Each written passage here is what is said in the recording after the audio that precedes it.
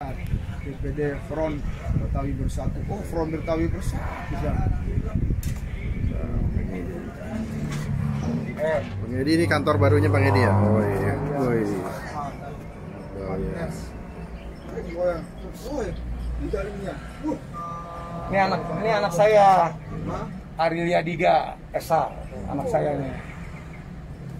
Keren. Mantap banget. Arilia Diga Esa. Assalamualaikum warahmatullahi wabarakatuh. Ya.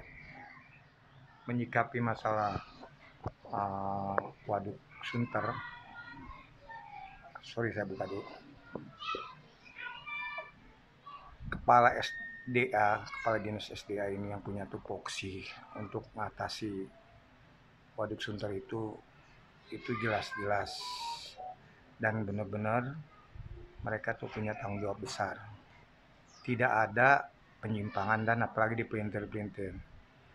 Kami tahu persis kok kinerja Kepala Dinas SDA itu Saudara Insinyur Haji Jueni Yusuf Hamdani MM. Kita bicara kinerja, bukan bicara hal-hal yang lain. Bicara kinerja, mereka ini udah punya prestasi karena beliau dari bawah pejabat karir, dari kepala seksi. Mereka juga pernah di Bina Marga, pernah Kabid Bina Marga, khusus atasi jalan-jalan yang gompal, yang somplak diperbaiki supaya kinclong. Toh kalau ada beberapa elemen ataupun beberapa ormas atau SM yang menyikapi dengan tidak empati atau menyikapinya dengan bahasa inilah membuli atau ketidakpuasan, silakan saja. Ini bagian dari dinamika. Tapi harus disadari dulu. Pengertian saya itu harus konkret, punya data. Nah, itu yang penting. Jangan ribut berkoar-koar, dia sendiri tidak memahami. Mereka tuh semua tuh seperti kayak begitu. Saya juga sebagai Direktur Aliansi Pemerhati Eksekutif dan Legislatif perlu meluruskan, tidak ada konspirasi, tidak ada kita yang jelek saya bilang baik, yang jelek ya tetap kita harus lurusi, tetap kita harus tegur. Tapi tidak elok kalau selalu diserang dengan cara-cara membabi buta, sedangkan mereka ini tidak paham. Sekarang ini sudah bukan zamannya lagi untuk memprotes tanpa dasar. Nanti efeknya menghambat kinerja dan pembangunan yang udah direncanakan. Dan tidak ada Pak Kadis ini untuk melanggar pekerjaan atau seenak aja membuat suatu kayak waduk Sunter ini untuk dibuat yang aneh-aneh. Justru akan dipercantik, akan diremajakan. Saya tuh ketemu sama beberapa stakeholder yang tahu persis tentang waduk Sunter itu, dari institusi Satpol PP, dari istilahnya pertamanan, semuanya akan dipercantik. Ya mungkin nanti ada permintaan biasanya itu masalah kemasyarakatan, masalah boleh dikatakan nasib mereka yang cari uang di sekitar sekelilingnya. Bahkan sudah dijawab nanti akan ditata. Tidak ada istilahnya melarang pedagang-pedagang yang udah ada situ susu kaki lima, akan ditata lebih cantik, lebih bagus. Dan itu juga kan digunakan secara nasional juga dalam event-event misalnya PON, bahkan internasional, SEA Games, Asian Games. Tuh di situ kan tempat olahraga jet ski atau olahraga perahu, dayung, itu di situ. Jadi nggak mungkin Pemda khususnya yang dinakodai Pak Anies sebagai gubernur yang cerdas, yang punya gagasan, narasi, dan karyanya juga udah dinikmatin sama masyarakat Jakarta. Nggak mungkin lah dibuat yang aneh-aneh. Sebagai kepanjangan tangannya SDA sebagai SKPD yang punya ranah penanganan waduk Sunter itu, dia juga paham nggak mungkin dia menabrak aturan, apalagi membuat masyarakatnya, warga di sekelilingnya dibuat tidak nyaman. Semua harus dinikmati, bahkan di luar dari warga Sunter juga harus nikmati. Kan itu kan tempat-tempat boleh dikatakan ya seperti di Monas lah, cuman bedanya di Monas nggak ada danaunya, itu ada danaunya. Emang akhir-akhir ini banyak berita-berita yang miring, yang ujung-ujungnya semua tuh mengarah ke masalah keuangan, masalah ya udah ujung-ujungnya duit. Jadi kami mengharapkan semua yang terkait, pengamat juga harus memberikan pencerahan yang yang mudah dimengerti oleh warga sekitarnya. Kan masing-masing punya bagian. Juga teman-teman kita di SM atau Ormas juga harus membantu, bukan malahan membuat kegaduhan. Saya juga pimpinan, saya punya LSM Betawi, bukan orang daerah aja yang punya LSM, saya juga ada LSM Betawi, Aliansi Pemerhati Eksekutif dan Legislatif. Dan saya juga pimpinan Ormas Betawi, bahkan beberapa OKP.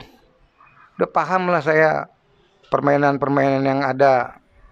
Jadi yuk kita sebagai masyarakat, warga, ataupun kalau kita punya kegiatan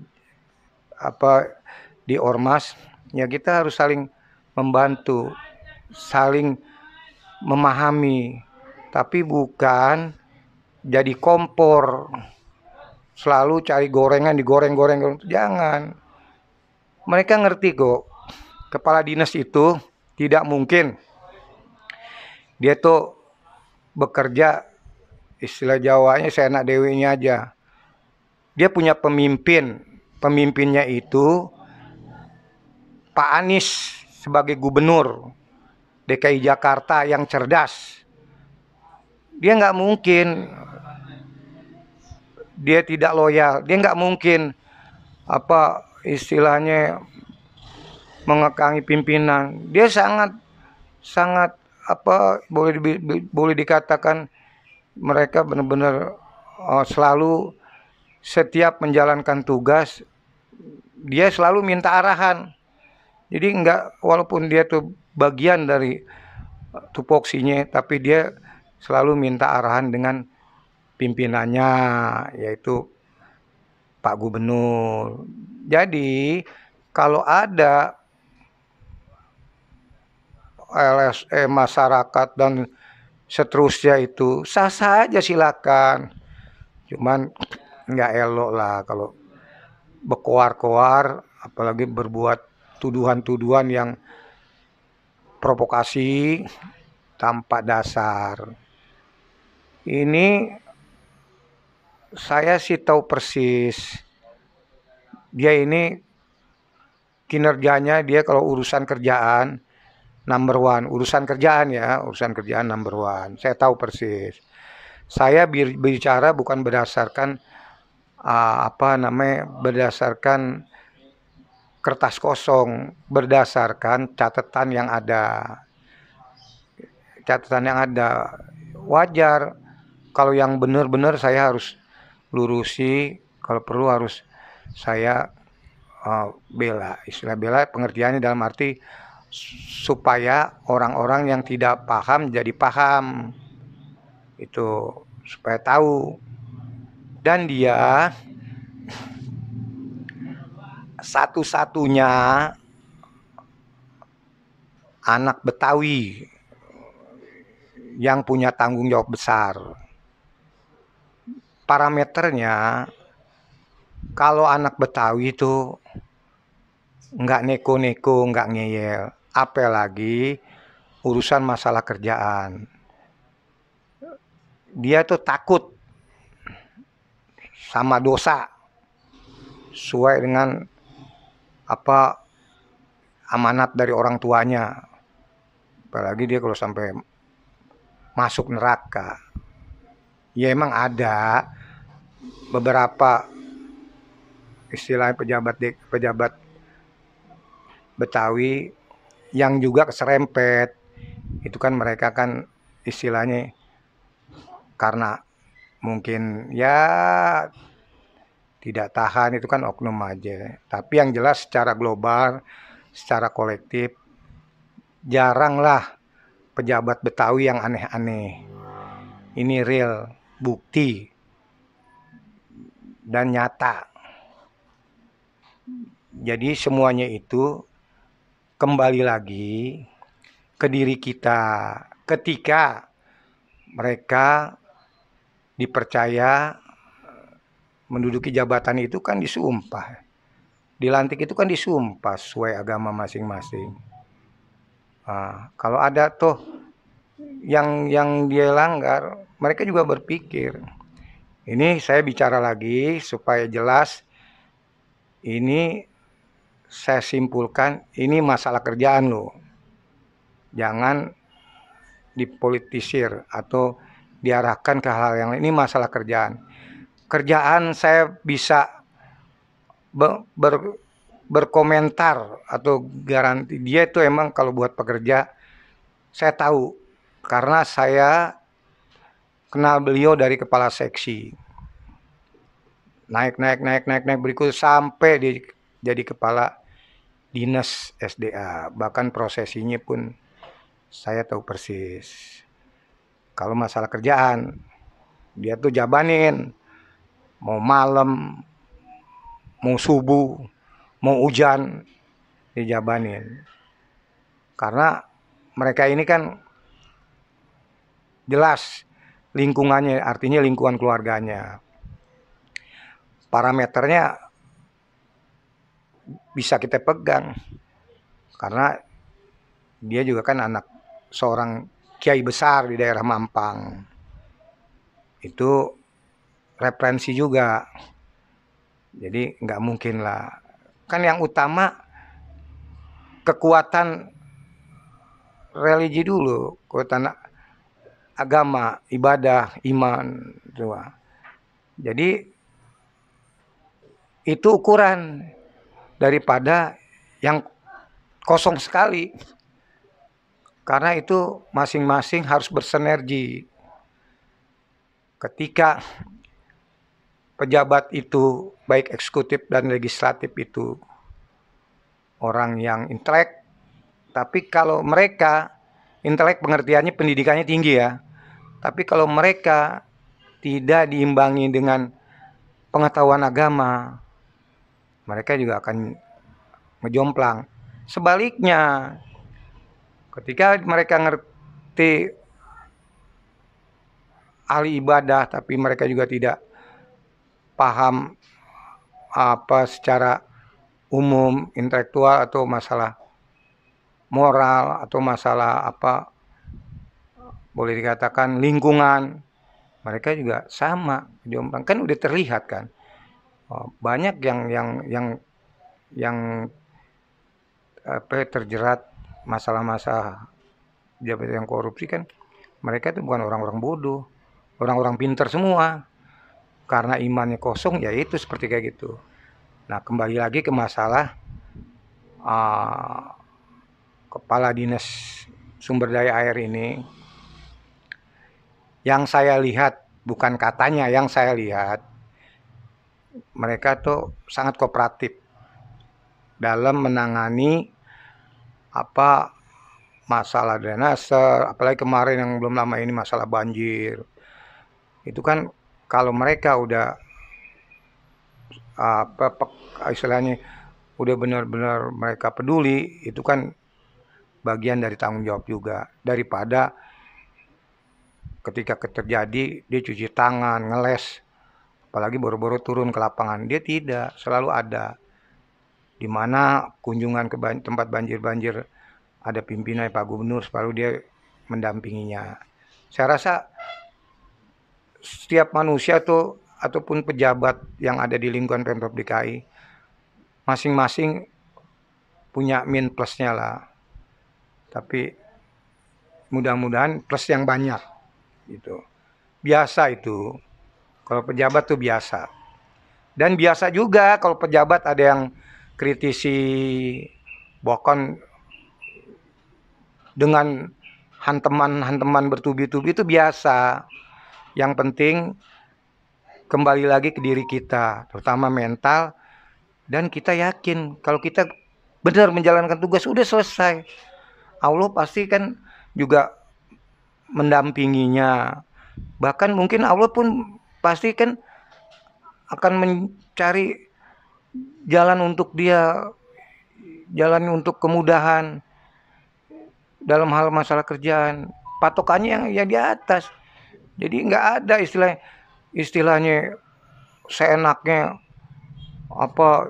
yang tidak punya kapasitas. Ayo, si Fulan pejabat itu harus turun, harus mengundurkan diri, atau meminta kepada pimpinan harus diganti. Enak aja. Kan ada etika-etikanya, kan ada istilahnya, ada aturan-aturannya. Enggak segampang itu. Emang kondisi di sini emang seperti kayak begitu. Di khususnya yang namanya udah inilah di sini udah budaya lah, tapi alangkah baiknya kalau kita nih elegan, santun, dan beretika. Tadi itu jelas-jelas saya tidak ada untuk punya kepentingan pribadi. Ini hanya bagian dari istilahnya uraian saya, cakap-cakap saya dengan wartawan ini, supaya yang tahu, yang tidak tahu jadi tahu, yang tahu jadi paham. Saya rasa itu penyampaian saya, mudah-mudahan kalau ada kekurangannya saya mohon dimaklumi. Dan ini karena kan ya manusia nggak ada yang lebih. Jadi atas pencerahan saya ucapkan terima kasih. Assalamualaikum warahmatullahi wabarakatuh.